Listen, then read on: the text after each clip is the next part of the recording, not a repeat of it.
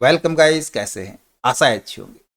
साथियों, आप कहीं भी ऑफिस में काम करते हैं और एक्सेल में काम करना आपकी एक दिनचर्या है, यानी कि आपका रोजमर्रा का काम है एक्सेल का। लेकिन एक्सेल में आप थक चुके हैं, आप काम करते करते इतने ऊब चुके हैं कि अब आपको वो काम बोरिंग लगने लगा है। वो बोरिंग इसलिए लगने लगा है कि जो काम आप जिस तरीके से कर रहे हैं वो एक्चुअल में आपका तरीका गलत है उस काम को करने का। यदि उसको हम सही तरीके से करें तो हम उस काम को और भी बेटर तरीके से और जल्दी करा सकते हैं।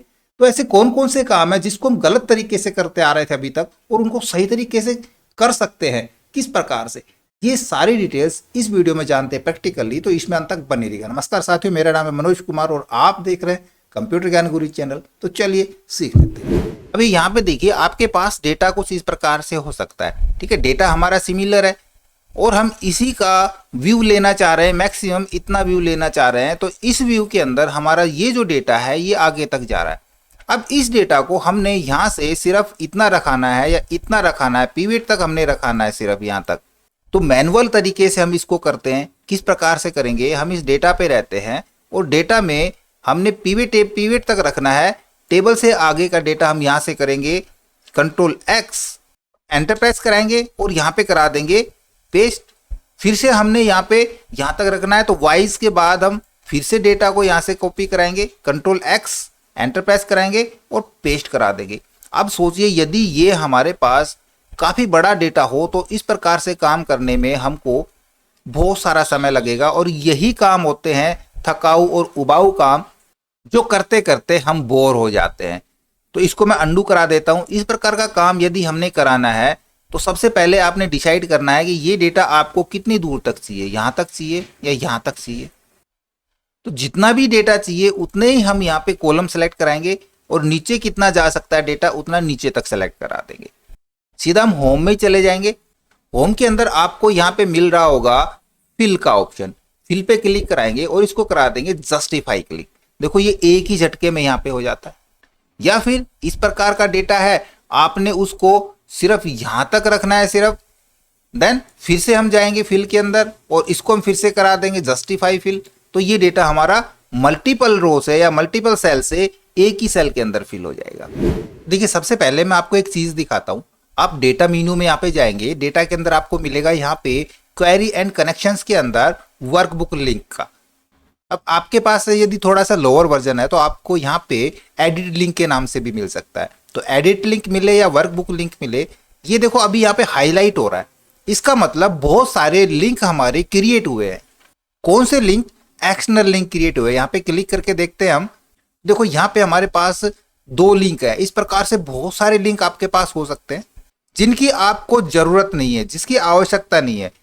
तो इन लिंक्स को हटाने की जरूरत है। ये लिंक बनना एक आम बात है, क्योंकि अलग अलग फाइलों से कई अलग अलग वर्कशीट को एक नई फाइल में कॉपी करते वक्त ये लिंक बन जाते हैं। या हम ऐसा भी कह सकते हैं, जब हम कॉपी कराते हैं किसी भी वर्कशीट को किसी दूसरी फाइल से और किसी दूसरी फाइल के अंदर, और ऐसा करते समय हम वहां से लिंक लेके आते हैं एक, जो कि अपनी पुरानी फाइलों का रेफरेंस देती है। यहाँ पे ये पुरानी फाइलों का रेफरेंस यहाँ पे दे रही है।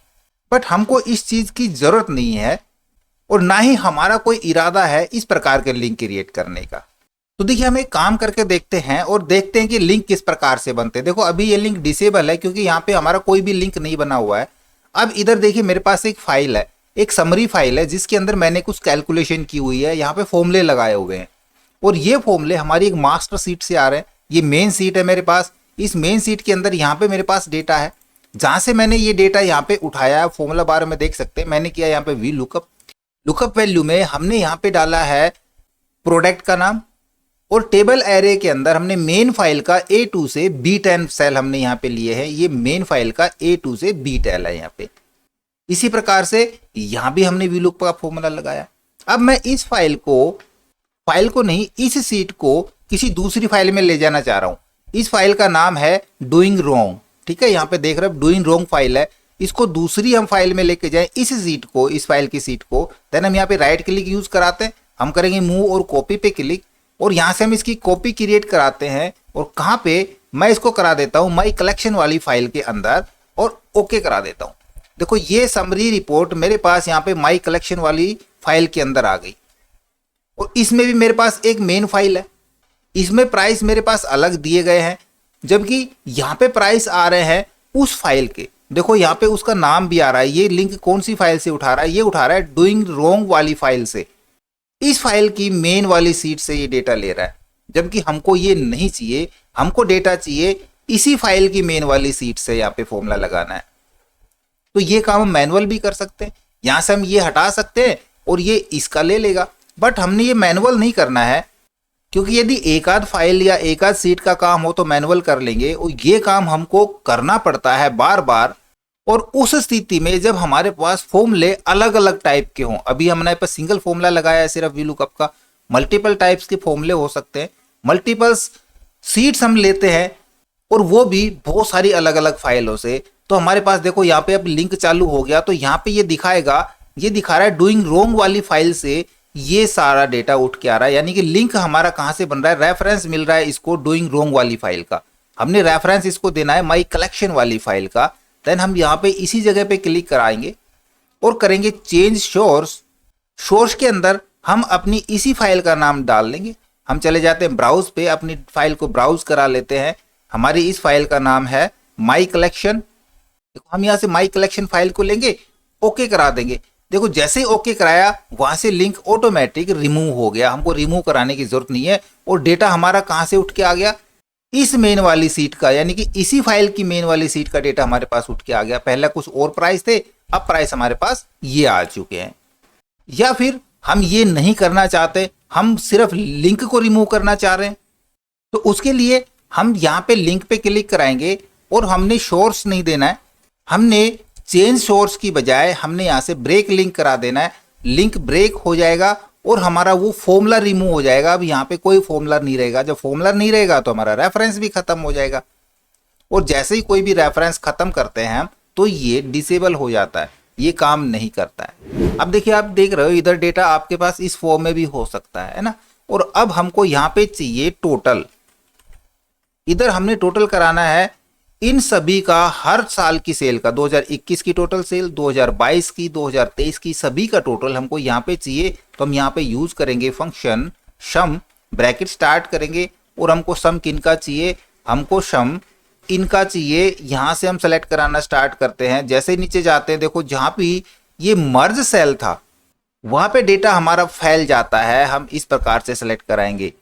नहीं हो रहा ना डेटा सीधा सेलेक्ट, क्यों नहीं हो रहा, क्योंकि ये जो सेल है जो 2022 या 2023 लिखा है ये मर्ज्ड सेल है, और जहां पे मर्ज सेल हो गया वहां पे हमारी रेंज एक्सपेंड हो जाएगी।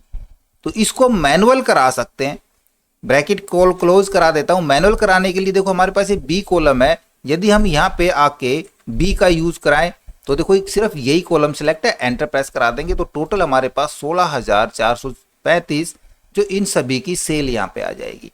बट ये तरीका गलत है ना, क्योंकि ये मर्ज सेल है और ये जरूरी नहीं 3 ही साल की है, हमारे पास मल्टीपल हो सकते हैं, डेटा बहुत बड़ा हो सकता है, बीच में भी कहीं हो सकते हैं सेल मर्ज, तो ये तरीका गलत है। फिर दूसरा तरीका भी यूज कर सकते हैं। दूसरा तरीका क्या है, दूसरा तरीका भी गलत तरीका है, यूज कराते हैं उसके लिए सम ब्रैकेट स्टार्ट, और हम रेंज को इस प्रकार से सिलेक्ट करा लेंगे, कीबोर्ड से कंट्रोल प्रेस करेंगे, होल्ड रखेंगे और माउस से इस प्रकार से हम यूं ड्रैग कराते चले जाएंगे।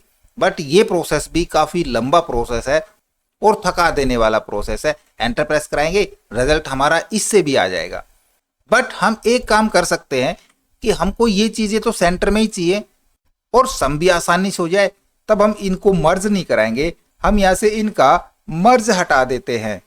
क्या मैंने यहाँ पे इनका मर्ज हटा दिया है, और मान लीजिए इस प्रकार से डेटा है, इसको हमने सेंटर में रखना है। देन हम यहाँ पे इसको सेलेक्ट कराएंगे, कंट्रोल के साथ दूसरा भी सिलेक्ट करा देंगे, तीसरा भी सिलेक्ट करा देंगे, कीबोर्ड से कराएंगे कंट्रोल 1 प्रेस, और यहाँ पे चले जाएंगे अलाइनमेंट पे, और अलाइनमेंट में हमने इसको करा देना है हॉरिजॉन्टली सेंटर अक्रॉस सिलेक्शन पे क्लिक, और ओके करा देंगे। तो अब ये देखो हमारा जो सिलेक्शन था उसके सेंटर में ये हो जाएंगे, ना कि ये मर्ज होंगे। अब सिंपली यदि हम फॉर्मूला लगा के देखते हैं, मैं करता हूं सम ब्रैकेट स्टार्ट, और रेंज सिंपल तरीके से हम रेंज डालेंगे तो ये ऑटोमेटिक रेंज ले लेता है। एंटर प्रेस करा देंगे, सम हो जाएगा। सम कराने के बाद यदि आप इनको मर्ज कराना चाहें तो बाद में इनको अब मर्ज करा सकते हैं, लेकिन शायद इनको मर्ज कराने की अब जरूरत नहीं है। अब देखिए हमारे पास बहुत सारे सेल मर्ज हो सकते हैं। मेरे पास ये सेल सेलेक्ट किए मैंने, मर्ज हैं। इधर से मैंने सेलेक्ट किया, मर्ज हैं। ये मैंने यहाँ पे सेलेक्ट करा दिए, ये मर्ज करा रखे हैं। तो अभी तो शायद आपकी नज़र यहाँ पे देखोगे तो नज़र पड़ जाएगी कि कुछ सेल मर्ज हैं, और यदि मैं इनको हाइड करा दूं, मैं यहाँ पे ग्रिड लाइंस को छुपा देता हूं, तो अब हमको पता नहीं चलेगा कहाँ कहाँ पे सेल मर्ज है।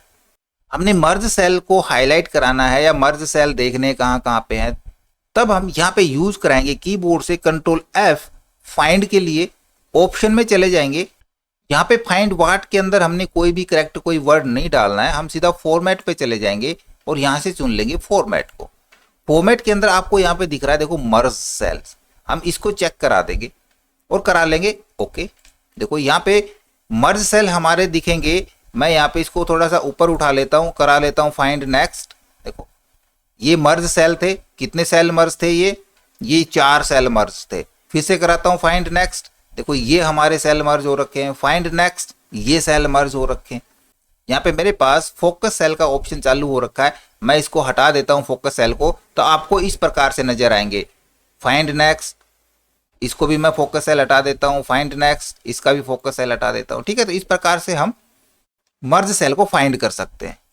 अब हम उन सभी सेल्स को, जितने भी मर्ज सेल हैं अलग अलग जगह पे, उनको हमने हाईलाइट कराना है। हम कराएंगे फाइंड ऑल के ऊपर, तो सारे सेल हमारे पास यहाँ पे जितने भी मर्ज थे वो पूरी रेंज यहाँ पे दिखा रहा है। हम उन सभी को सेलेक्ट करा लेंगे, चले जाएंगे हम होम के अंदर और यहाँ से हम इनका कोई भी कलर दे करके इनको हाईलाइट करा सकते हैं। हमने हाईलाइट करा दिया, क्लोज करा देंगे, हो गया हमारा काम। अभी यहाँ पे आपके पास कुछ डेटा हो सकता है और आपने उस डेटा के ऊपर चार्ट बना रखा है, उस डेटा से हमने पिवट टेबल ले रखी है या उस पर फॉर्मेटिंग कर रखी है या उस पर फॉर्मूले लगा रखे हैं। और अब जब हमको कभी डेटा बढ़ाना पड़ जाए, डेटा में कुछ चेंजिंग करनी पड़े, तो आप चाहते हो कि उससे आपका चार्ट भी ऑटोमेटिक अपडेट हो जाए, आपका फॉर्मेट भी अपने आप ले ले, आपके फॉर्मूले भी अपने आप अपडेट हो जाए और पिवट टेबल को भी अपडेट ना कराना पड़े, वो भी ऑटोमेटिक अपडेट हो जाए। तो आपने अपने डेटा को रेंज फॉर्मेट में ना रख करके टेबल फॉर्मेट में कराना पड़ेगा। एग्जाम्पल के लिए हम डेटा पे कहीं भी रहते हैं, होम में चले जाते हैं और यहाँ पे आपको मिलता है एक टेबल का ऑप्शन, फॉर्मेट एज टेबल। तो आप देखोगे आपके पास बहुत सारे यहाँ पे टेबल के फॉर्मेट ओपन हो जाएंगे।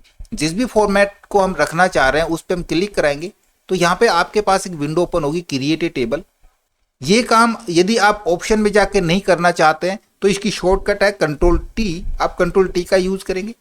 ये पूछ रहा है माई टेबल हैज हेडर, क्या आपकी टेबल में हेडर है? बिल्कुल है, तो इसको हम चेक रखेंगे। यदि हेडर नहीं है तो हम इसको अनचेक करा देंगे, तो बाय डिफॉल्ट एक हेडर बन जाएगा। फिलहाल हमारे पास हेडर है, इसको मैं ओके करा देता हूँ। ठीक है, तो ये पूरा डेटा हमारा टेबल फॉर्मेट में कन्वर्ट हो गया।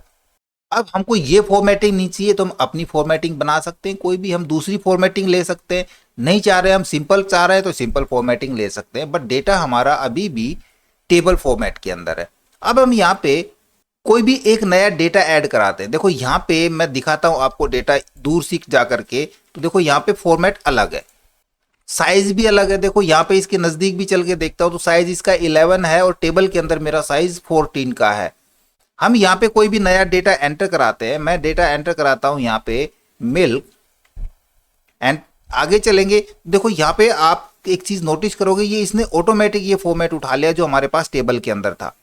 कैटेगरी डाल देते हैं और अमाउंट डाल देते हैं। ठीक है, दूसरी चीज, यदि हमने यहाँ पे फॉर्मूला कोई अप्लाई कर रखा है इस टेबल के ऊपर, मैं यहाँ पे एक फॉर्मूला अप्लाई करा लेता हूँ टोटल सेल के लिए। ठीक है, ये हमारे पास टोटल सेल है ना कि प्राइस है, मैं इसको सेल करा देता हूँ और टोटल सेल मेरे को यहाँ पे चाहिए इस जगह पे, तो मैं यहाँ पे फॉर्मूला लगाता हूँ इक्वल सम इफ रेंज, हमने चेयर को जोड़ना है, बल्कि सम इफ का नहीं सीधा काउंट का करा लेते हैं। ठीक है ना, मैं यहाँ पे काउंट का कराता हूँ, काउंटा, और हमने इनको काउंट कराना है। तो देखो रेंज हमने यहाँ पे इस प्रकार से रेंज देने की जरूरत नहीं, हम टेबल पे यहाँ पे क्लिक करा देंगे तो भी ये रेंज ऑटोमेटिक सेलेक्ट हो जाएगी। ब्रैकेट क्लोज करा के एंटर प्रेस करा देता हूँ। देखो यहाँ पे काउंटिंग आ रही है 10 की, इनको मैं सेंटर से अलाइन करके थोड़ा साइज बढ़ा लूँ ताकि आपको सही से नजर आ जाएगा।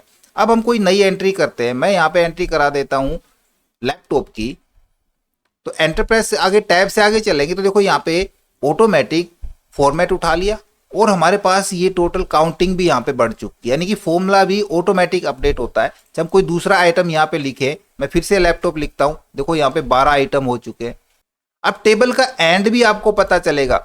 अब हमने बाकी डेटा नहीं लिखा है, उसके बावजूद भी यहाँ पे देखो आपको एक डॉट नजर आ रही है ना, ये टेबल की एंड पोजीशन है, यानी कि यहां तक हमारी टेबल है, आगे नहीं है। आगे कब जाएगी? जब हम नेक्स्ट डेटा यहाँ पे ऐड करा देंगे। अब कोई डेटा हमने रिमूव कराना है तो सिंपली हम उस डेटा को सेलेक्ट करा लेंगे, राइट क्लिक यूज करेंगे और चले जाएंगे डिलीट के अंदर।